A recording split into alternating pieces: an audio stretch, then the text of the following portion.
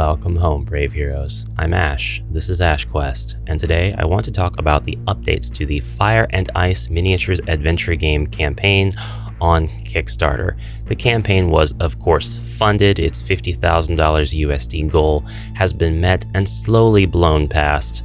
It is now sitting at $83,000. The updates are mainly expositional. We are getting updates in the form of, here's what you're going to get if we can keep this up. So we'll just jump into the first update that was shared. Prince Taro, miniature with character and activity cards. We have the 3D prototypical sculpt of him here. He is in an adventurous, careful pose. He is ready to draw his sword. This is going to be unlocked at $85,000 USD. As of the time of this video, we are sitting at $83,000. So it's very likely that by the time this goes up, this stretch goal will actually be unlocked and will be included with the base game package. The other update that I thought was interesting, update number 5, the one that came right after this one, the next day in fact, on August 18th, they wanted to reveal the King Gerald and Necron miniatures. And here they are at the $125,000 stretch goal. That's when you'll get King Gerald, miniature with character and activity cards. There he is, in that 360-degree spinning view that's been dithered and downscaled a whole bunch. I'd rather see the mini or the high-res version of the sculpt, but that's fine. That's fine. That really gets the idea of what he's going to look like.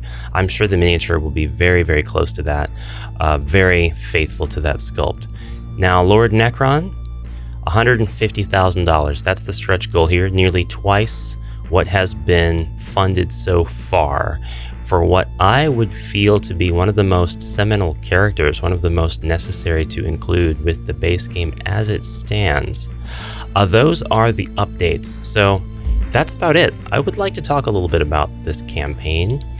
I'm not the most avid fan of the movie. I mean, I love it. I thought it was awesome, but I haven't seen it in about 5 years, and I've only seen it one time. And I really owe it to myself to go back and rewatch it several times. It doesn't take watching it more than once to understand where it sits on the animation spectrum and how well deserved its respect and rabid fan base is.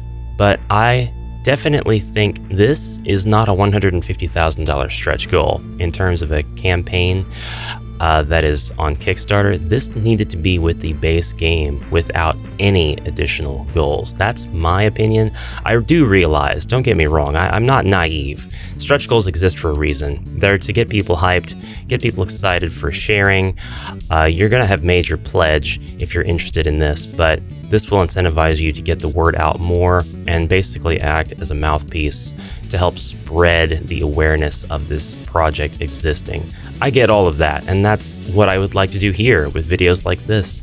But $150,000 for Lord Necron, he should have been much, much earlier in the campaign, I feel. There could have been other ways to introduce stretch goals this late, but I digress. I want to take a look at the stretch goal path that they're on right now. So let's go back and look at that main campaign. The game already comes with the heroes of Firekeep. We have 3 of those. We have 9 miniatures representing the forces of Ice Peak. These are the subhumans, of course, led by Monga. And we also get the sculpt of the subhuman priestess. I was looking for her advertisement bit. She's not in here now. You can still see what she looks like. If you have pledged, you can manage your pledge and add her to your cart if you're not an early bird backer. If you are an early bird backer, she'll be included for free. I think she's only like 15 USD. So if you want the subhuman priestess, you can still back this campaign, add her to your cart, and get her as part of your package deal. But the thing that strikes me as curious about this entire campaign is that it is very much marketed towards the people who would support Ralph Bakshi, Frank Frazetta. Very much just the art, very much just the mediums that you can read, that you can store in graded comic cases. There is a game here, make no mistake. There is a board game, there is an adventure game that can be enjoyed. but I feel like this is being very, very much marketed at a comic book or just primarily fans of the film audience.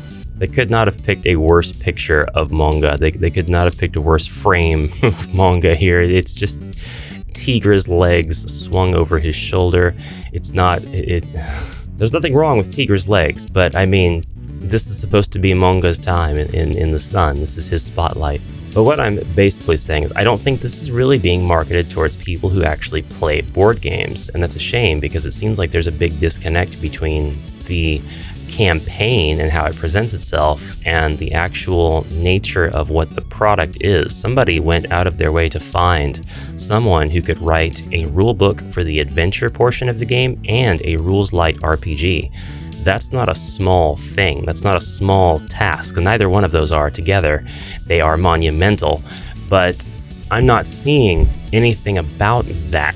You get pictures of the rulebook interior, and you can, of course, demo the rulebook. I'm actually missing the link for the rulebook demo. I've been looking. I think it's probably right here on the page, probably right in front of me, but for some reason it is not sticking out to me like it did before. I just think this could be a lot better represented if it did go all out in giving us board game aficionados what we want. We are known for spending money, more than necessary amounts of money, on bits of cardboard and plastic. There's no price too high.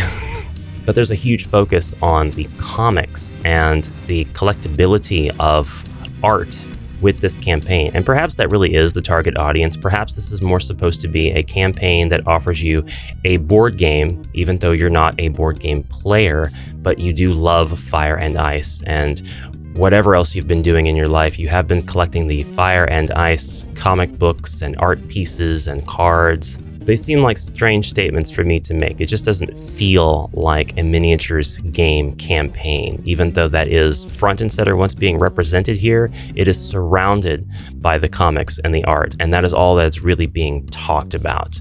But at least we are able to see a lot more of the stretch goals in the campaign. I'm really, really curious as to what this book is here at the bottom. I would love to know. I feel like it's probably a comic book, probably like a signed comic, something like that. But everything else here looks really interesting, and I want to know what these things bring to the table. Not just the miniatures. Obviously, those are going to be miniatures with character and activity cards, but like, this is a board. What does the board represent? What does the rule book represent? What are these things? What do they bring to the game? Dynamite Entertainment has created 40 Kickstarters on this platform, so I have full faith that whatever this reveals that is going to be included with it, that it's definitely going to deliver, and it's definitely going to give you a quality product. I don't know if the game's going to be fun. We'll have to play the game to see if that's true. But somebody did design the game. Whether they were using just a very basic set of rules and they applied a Fire and Ice skin, or whether there was a lot of thought put into how this game's mechanics will tie into the nature of the film and how the characters act in that setting, in that scenario, remains to be seen, but it's something I'm very much looking forward to. Guys, that's it for now. Thank you very much for watching. I'm going to make sure to stay on top of this and report any more updates that I see. I really do hope that we at least get the Lord Necron stretch goal. I'm actually of the mind that it would be a crime not to include him, even if this somehow didn't make the 150k stretch goal. I think that they should do that anyway, because he's just an integral character to this entire thing. You could maybe argue that about some of the other characters. He deserves to be in it, no matter what. That's my opinion, and I'm sticking to it. All right, comment whatever you like down below. Let me know your thoughts on this subject, and I will see you in the next one. Until then, have a great rest of your day, and onward.